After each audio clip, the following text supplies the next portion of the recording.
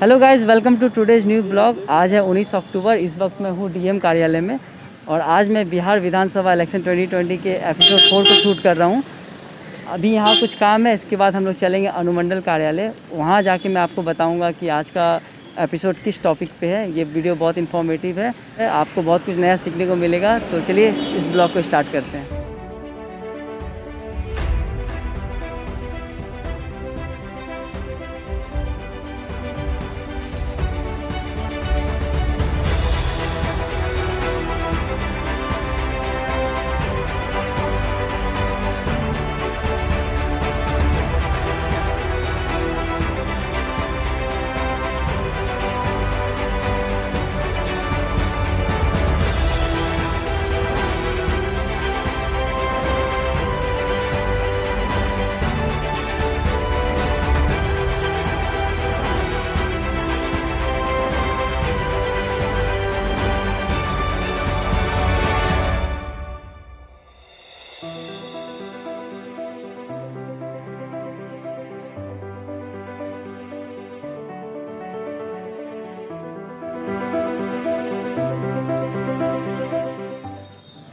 इस वक्त मैं मौजूद हूँ अनुमंडल कार्यालय में। आज के इस एपिसोड में आप जानेंगे सिंगल विंडो सिस्टम के बारे में। ये क्या है, ये कैसे वर्क करता है, अभी आगामी चुनाव के लिए ये कैसे काम कर रहा है, ये सब जानेंगे। तो चलिए जानते हैं सिंगल विंडो सिस्टम है क्या और वो कैसे काम करता है।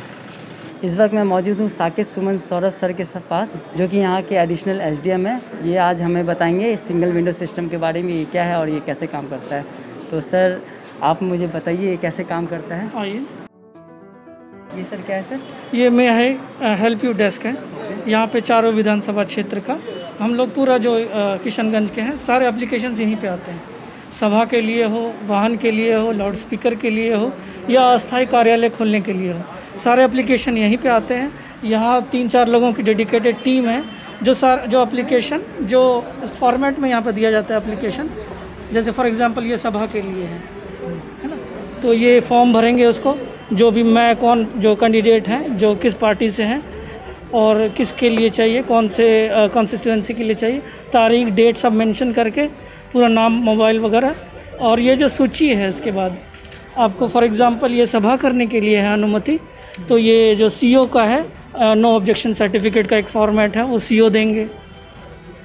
उसके बाद यदि विद्यालय में हो रहा है तो विद्यालय के जो प्रधानाध्यापक हैं वो इसको भर के देंगे पूरा कि हमें कोई ऑब्जेक्शन नहीं है। फिर थानाध्यक्ष है जो वहाँ पे जो सर्किल वहाँ के थाना जो भी ब्लॉक में हो रहा है वहाँ के थानाध्यक्ष से हम लोग लेते हैं एनओसी।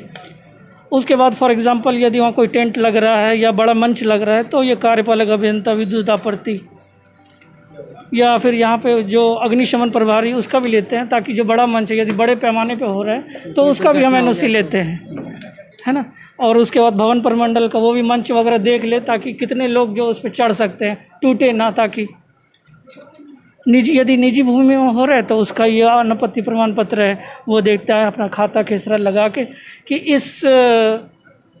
इसमें सभा करने में हमें कोई आपत्ति नहीं है, उसका वो लेते हैं। ऊपर से उसका हम ज़मीन का रसीद भी ले लेते हैं ताकि कोई उनको वो ना रहे। हमें वहाँ पे यदि लाउड स्पीकर लगा रहा है फॉर एग्ज़ाम्पल तो लाउड स्पीकर से संबंधित वो लिखता है, सब कुछ लगा के। उसके बाद वो ये एक्सपेंडिचर फॉर्म है, ये जो हम लोग शैडो रजिस्टर बनाते हैं सभी कैंडिडेट्स के लिए, इसमें वो अपना बताते हैं कितना कुर्सी, कितना चेयर, क्या क्या वो जो ले रहे हैं। आप लोग एक डिटेल लेते हैं? एक डिटेल उनसे ले लेंगे पहले ही। वो जो एप्लीकेशन देते हैं सब कुछ उनको जांच करके हमारे जो यहाँ पे बैठे हैं पदाधिकारी वो सब कुछ ले लेते हैं। और एनओसी हो सकता है कि कई बार होता है कि जो कैंडिडेट भीड़ हो जाए वहाँ पे ना जाके सीओ या एसएचओ को हो सकता है कि बहुत सारे काम के कारण वो इंगेज हो सकता है समय उनको ना दे पाए।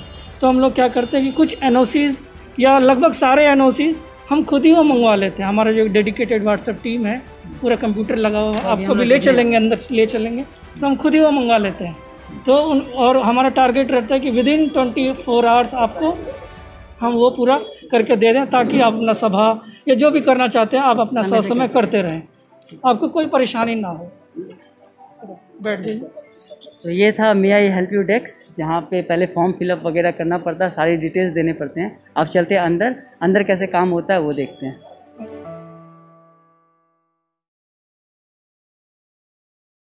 यहाँ पे अलग अलग टीम है। जैसे वहाँ जो मेन हेल्प डेस्क है, मे आई हेल्प यू डेस्क, वहाँ जैसे एप्लीकेशन रिसीव हुआ, डेट डल गया, टाइम डल गया, उसके बाद यहाँ अलग अलग हमारे पदाधिकारी बैठे हैं।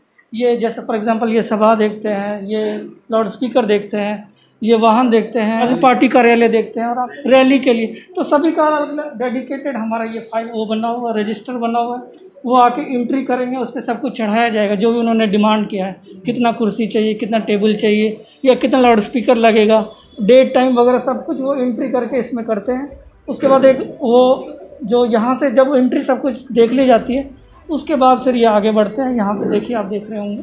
सर आप मुझे एक बात बताइए, ये जो कोई भी कैंडिडेट डिमांड करता है, इसका एक लिमिट है, जैसे कितना कुर्सी चाहिए, या वो लोग के हिसाब से आप लोग नहीं, ऐसा नहीं। एक्चुअली कोविड का काल है, आप लोग को पता है, हम लोग, मैं भी मास्क लगा के हूँ, आप भी मास्क लगा के।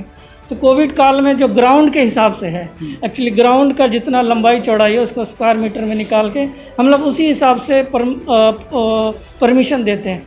लेकिन कुछ ग्राउंड, जैसे फॉर एग्जांपल 41 ग्राउंड्स ऐसे हैं कि पूरे किशनगंज में, जिनका हमें सरकारी वो है, उनका हमें स्क्वायर मीटर्स में सब कुछ दिया हुआ है। हमने पहले ही वो मंगवा लिया है सीओ और वीडियो के माध्यम से, और उसमें जो 6 फुट की दूरी के हिसाब से कितने लोग आ सकते हैं कैपेसिटी वाइज, वो भी हमारे पास इंडिकेटेड है।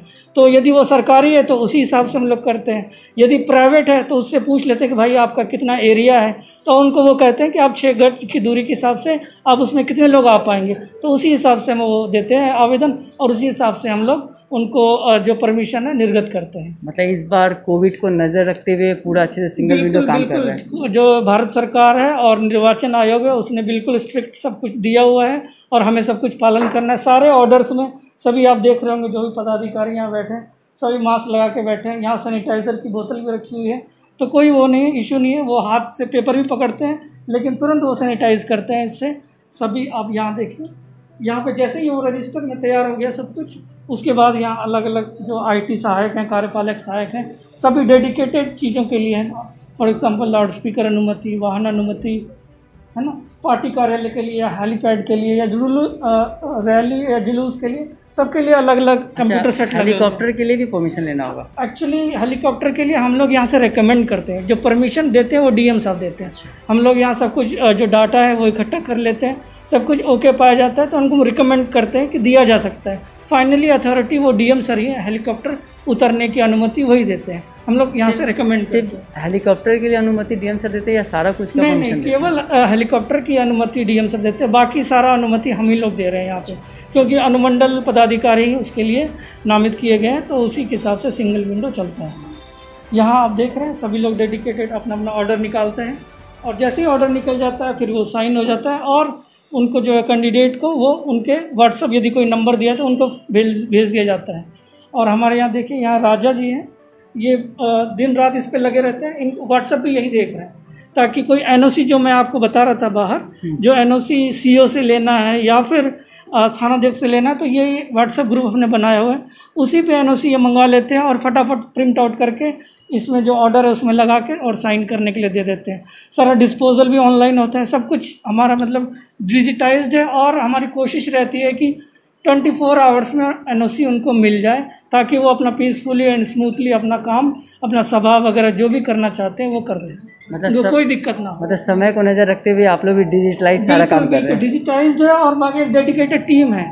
ये सुबह 9 बजे ही आ जाते हैं और रात को 8-9 बजे तक घर जाते हैं। यहाँ पे क्या होता है?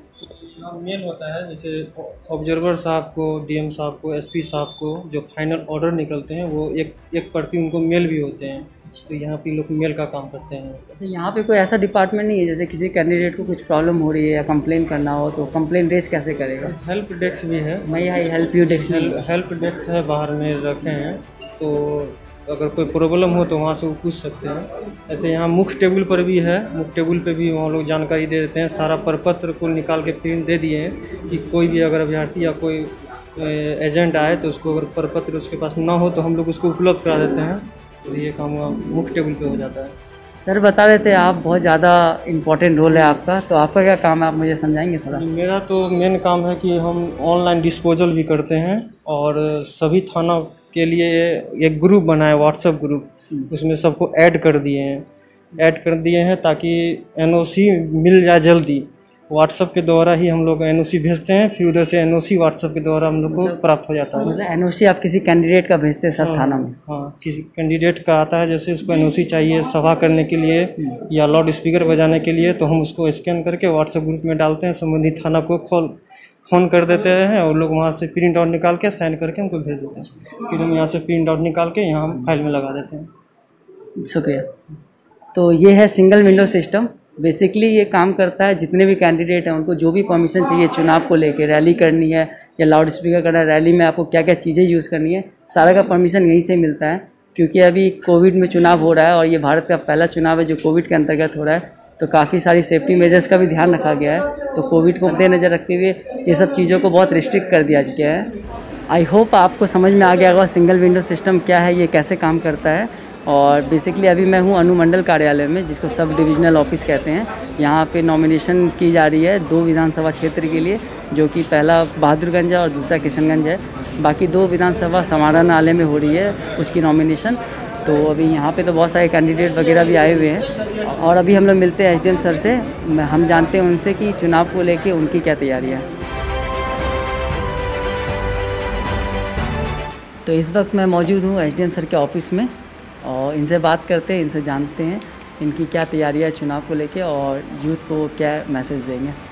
देखिए, फर्स्ट टाइम वोटर्स जो भी हैं उनके लिए मैं ये बताना चाहता हूँ कि संविधान में ये बहुत ही स्वर्णिम पीरियड रहेगा कि जब आप अपने मताधिकार का प्रयोग करते हुए राष्ट्र निर्माण में अपने एक अच्छे कैंडिडेट के चयन में उनकी भागीदारी सुनिश्चित हो। वो बूथ पे अवश्य आए। बूथ पे कोविड-19 के अंतर्गत जितने भी प्रिकॉशंस हैं वो प्रिकॉशंस ली गई है। भी कोविड-19 से संक्रमित लोग आएंगे उनको 5 से 6 बजे पुनः मतदान का समय दिया जाएगा और जो भी वोटर्स अंदर जाएंगे उनका थर्मल स्क्रीनिंग हैंड सैनिटाइजर के बाद ही उनको अंदर एंट्री मिलेगी। उसकी सारी कोविड प्रोटोकॉल की जितने भी निर्देश हैं उसका अनुपालन बूथ पे सुनिश्चित किया जाएगा। सर, जैसा कि हम लोग खुद देख रहे हैं, मैं खुद देख रहा हूँ, ऑब्जर्व कर रहा हूँ, आप और आपके सारे ऑफिसर बहुत ज़्यादा मेहनत कर रहे हैं दिन रात। तो आपको क्या प्रेशर हैंडल करना पड़ा स्पेशली कोविड ये इलेक्शन को लेकर? देखिए, ये चैलेंज तो है कि प्रजातांत्रिक प्रणाली को कंप्लीट भी कराना है इस कोविड प्रोटोकॉल के ध्यान में रखते हुए। तो इसमें बहुत सारी सावधानियाँ बढ़ती जा रही है, जैसे कि सभी बूथों को हम लोग सैनिटाइज करवाएंगे एक दिन पहले। जितने भी हमारे स्टाफ्स जाएंगे उनको भी कोविड प्रोटोकॉल के अंतर्गत उनका थर्मल स्क्रीनिंग जो प्लान थी उसको डिस्पैच किया जाएगा। जिनका भी संदेह होगा वो रिजर्व से हम पोलिंग स्टाफ्स को चेंज कर देंगे। ये सारी सुविधाएं देने से ये हमारे जितने भी कोविड के गाइडलाइंस है उसका अनुपालन करवाते हुए हमको चुनाव करवाना है और निष्पक्ष चुनाव और स्वच्छ चुनाव कराने के लिए हमने हेल्प डेस्क का हर बूथ पे निर्माण किया है, जिसमें 7 कर्मी लगाए गए हैं प्रति बूथ। वो 7 कर्मी का विभिन्न कार्य होगा जो कोविड के थर्मल स्क्रीनिंग के लिए होंगे। स्वास्थ्य कर्मी वो सैनिटाइज करके थर्मल स्क्रीनिंग करके बूथ पे जाने देंगे। एक अंदर होंगे जो क्यू लगाएंगे, लाइनिंग करवाएंगे, लाइनिंग में डिस्टेंस मेंटेन रहे उसका ये सुनिश्चित करवाएंगे। सहायक बीएलओ होंगे, पर्दानशीं वोटर्स होंगे, महिला रसोइया होंगी। इन सभी को बूथ पे प्रत्येक बूथ पे लगाया गया है इसी कोविड के मद्देनज़र खासकर। तो हम उम्मीद करते हैं कि हमारा चुनाव जो है बहुत ही कोविड का जो गाइडलाइंस है उसका अनुपालन करते हुए किया जाएगा और किसी को डर और भय से नहीं होना है, क्योंकि हम सुनिश्चित कराएंगे कि हमारे जितने भी कोविड के प्रोटोकॉल हैं उसको पालन होगा। और ख़ासकर वैसे व्यक्ति जो जिनका टेम्परेचर 100 से अधिक होगा उनको 5 से 6 बूथ पे आकर वोट करने के लिए अनुमति होगी। पीपी किट, हैंड सैनिटाइजर, साबुन से हाथ धुलाना, साबुन मैंने वोट देने के पहले और वोट के बाद, ये हम सब लोग सुनिश्चित कराएंगे। तो उम्मीद है कि हमारे जो वोटर्स हैं उत्साह से बूथ पे पहुंचेंगे और अपना मताधिकार का प्रयोग करेंगे। सो आज के इस एपिसोड के लिए बस इतना ही। आई होप आपको सिंगल विंडो सिस्टम क्या है समझ में आ गया होगा। आप में से बहुत लोगों को ऐसा लगता होगा या माइंडसेट होगा कि गवर्नमेंट जॉब जो करते हैं या एक बार नौकरी लग गई तो उनकी ज़िंदगी बहुत सेट है, पूरा आराम है। ऐसा कुछ भी नहीं है। मैं बहुत शुक्रगुजार हूँ डीएम सर और किशनगंज एडमिनिस्ट्रेशन का, जिन्होंने मुझे मौका दिया कि आप तक ये सब इन्फॉर्मेशन पहुँचा पाऊँ और ये दिखा पाऊँ कि यहाँ के प्रशासन कैसे काम कर रही है। तो यहाँ ऐसा कुछ भी सीन नहीं है, ये लोग बहुत मेहनत करते हैं, तो हमारा भी फ़र्ज़ बनता है कि हम वोट देने जाएं। और क्योंकि ये चुनाव कोविड में हो रहा है, कोविड के प्रोटोकॉल को ध्यान रखते हुए हो रहा है, तो सारी सेफ्टी प्रिकॉशन लिए गए हैं। आप उसके लिए बिल्कुल भी टेंशन मत लो। और मेरा खुद का पर्सनल रिक्वेस्ट है आपसे कि आप वोट देने ज़रूर जाएँ। अगर आप एलिजिबल हो वोट देने के लिए तो आप वोट देने ज़रूर जाएँ। मैं मिलता हूँ आपसे जल्दी अपने नेक्स्ट एपिसोड में, जिसमें हम कुछ और नए चीज़ों के बारे में जानेंगे। तब तक आप अपना ध्यान रखें। जय हिंद।